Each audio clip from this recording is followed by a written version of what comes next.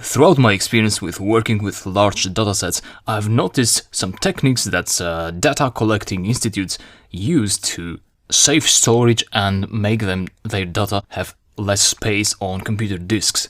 A common technique is not to use decimals.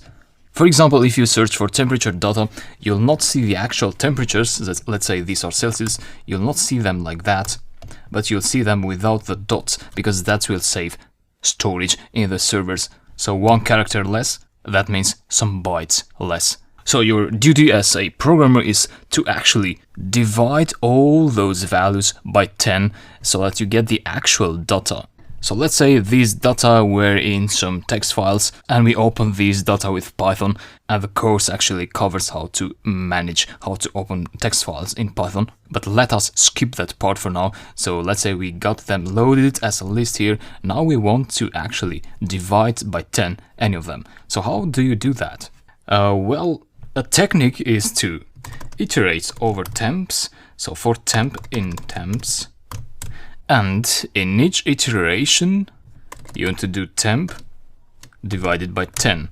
But where do we store this temp divided by 10? Well, we can store it in a new list. Let's say new temps. That is an empty list for now. So the loop will iterate through this list, and in each iteration, we're going to append this value to new temps. So append this value. That looks okay. And then print out new temps. Let me go ahead and execute that.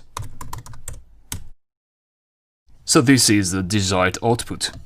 Now that is very correct, but there is a neater way to do this in just one line of Python code. And that is by using list comprehensions. It goes like this. You don't have to create an empty list, because a list will be generated dynamically. You'd say temp divided by 10 for temp in temps. Print new temps to see what we get, execute, and you get exactly the same output. So that is a list comprehension. It's a way to build lists without having to create a for loop, a standard for loop, because we actually have an inline for loop in here. So what's going on here is that we have an iteration here, and in each iteration we're going to store this value in the list, in the new temps list. So this is like saying store temp divided by 10, but Python will say, okay, but what is temp? It's a new variable. We haven't defined it anywhere. And then we say, well, for temp in temps. So temp is a variable of temps. So that's how you create a list with these values for each of the values of temps.